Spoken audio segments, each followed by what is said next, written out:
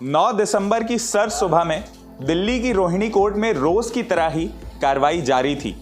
वकील अपने मुवक्किल के पक्ष में तमाम तरह की दलीलें पेश कर रहे थे और जज भी उन दलीलों को बहुत ध्यान से जांच पड़ताल करके सुन रहे थे।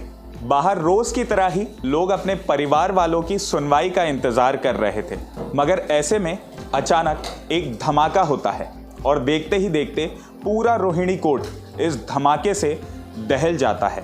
किसी को कुछ समझ नहीं आता, लोग बदहवास होकर इधर उधर भागने लगते हैं। रोहिणी कोर्ट में काम करने वाले कर्मचारी अभी कुछ ही दिनों पहले हुई गोलीबारी के सदमे से बाहर निकले भी नहीं थे कि अब ये बम धमाका हो जाता है।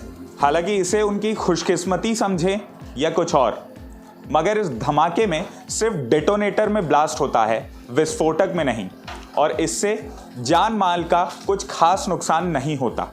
अगर पूरा बम फटता तो इस धमाके की इंटेंसिटी भी काफ़ी ज़्यादा होती और इसमें लोगों की जान जाने का भी खतरा बढ़ जाता। खैर, इसके बाद जांच शुरू होती है और इस जांच में एक बहुत ही चौंकाने वाला खुलासा होता है। दिल्ली के पुलिस कमिश्नर राकेश अस्थाना ने बताया कि इस पूरे केस को स्पेशल सेल को ट्रांसफर किया गया। मामला कोर्ट की सुरक्षा से जुड़ा हुआ था, इसलिए इसे काफ़ी गंभीरता से लिया गया। करीबन 1000 गाड़ियां जो कोर्ट में आई थी उनकी जांच की गई।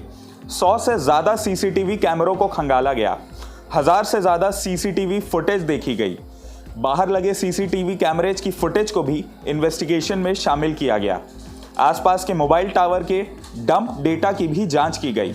उस दिन कोर्ट में जो मुकदमे थे जिन्हें कोर्ट में आना था उन सब की जांच की गई। ब्लास्ट के बाद जो बैग बरामद हुआ उस बैग में से मुंबई की एक कंपनी का लोगो मिला। इसके बाद पता चला कि इस कंपनी का एक गोदाम दिल्ली में भी है। इस कंपनी की जांच के दौरान पुलिस को ब्लास्ट से जुड़े काफी सबूत मिले। बताया गया कि इस ब्लास्ट के दौरान जिस रिमोट का इस्तेमाल किया गया वो एक एंटी थेफ्ट रिमोट था जो गाड़ियों में इस्तेमाल किया जाता है।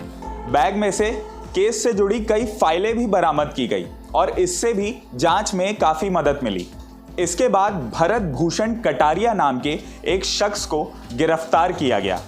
मगर ये भरत भूषण कटारिया आखिर कौन था? क्या ये एक आतंकी था या कोई क्रिमिनल?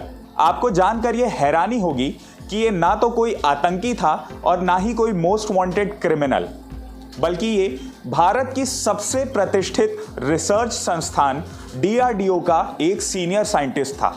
अब सवाल ये उठता है कि इस साइंटिस्ट ने आखिर कोर्ट में बम क्यों लगाया। बताया गया कि इसका वकील अमित बख्शी से काफी समय से झगड़ा चल रहा है। दोनों ने एक दूसरे पर कई सारे केस भी दर्ज कर रखे हैं। आरोपी ने वकील के खिलाफ 5, जबकि इस वकील ने आरोपी के खिलाफ 7 केस दर्ज कर रखे थे। इसलिए साइंटिस्ट ने उस वकील को जान से मारने के लिए कोर्ट में बम लगाया था। आपको बता दें कि इस बम ब्लास्ट के दौरान वकील भी उसी कोर्ट में मौजूद था। आरोपी उस दिन 2 बैग लेकर कोर्ट के अलग अलग गेटों से 2 बार अंदर गया। बताया गया कि वो शख्स वकील की वेशभूषा में अंदर घुसा। अंदर जाने के बाद उसने कोर्ट में बम रखा और रिमोट से उसे ब्लास्ट कर दिया। ब्लास्ट के बाद वो कोर्ट से बाहर निकल आया। बता दें कि इस दिन इन दोनों की इन्हीं के एक केस में उसी कोर्ट में पेशी थी जहां आरोपी और वकील दोनों को मौजूद होना था, और इसी का फायदा उठाते हुए आरोपी ने रोहिणी कोर्ट में ब्लास्ट करने का प्लान बनाया। आपको बता दें कि आरोपी और वकील दोनों एक ही फ्लैट में रहते हैं। वकील जहां ग्राउंड फ्लोर पर रहता था तो आरोपी उसके ऊपर वाले फ्लोर पर रहता है। दोनों का आए दिन झगड़ा होते रहता है, कभी पानी तो कभी दूसरे मुद्दों पर दोनों आपस में भिड़ते रहते थे। दोनों का आपसी झगड़ा करीब 6 साल से चला आ रहा है। हालांकि विस्फोटक लेकर आरोपी अंदर कैसे घुसा और कोर्ट की सुरक्षा में कहां चूक हुई, इस पर जांच अभी चल रही है। बम बनाने में जिस विस्फोटक का इस्तेमाल हुआ था वो अमोनियम नाइट्रेट बताया गया।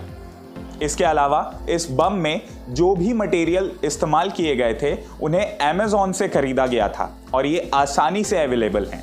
आपको बता दें कि इस ब्लास्ट में IED का इस्तेमाल किया गया था और ये विस्फोटक आरोपी के पास कैसे आया इसकी जांच अभी जारी है। जैसे जैसे जांच की आगे की परतें खुलेंगी हम वो सारी जानकारियां आप तक पहुंचाते जाएंगे। अगर आपको ये वीडियो पसंद आया हो तो इसे लाइक और शेयर ज़रूर करें और खबर बेबाक को सब्सक्राइब करना ना भूलें। आज के लिए इस वीडियो में इतना ही। बने रहें खबर बेबाक के साथ।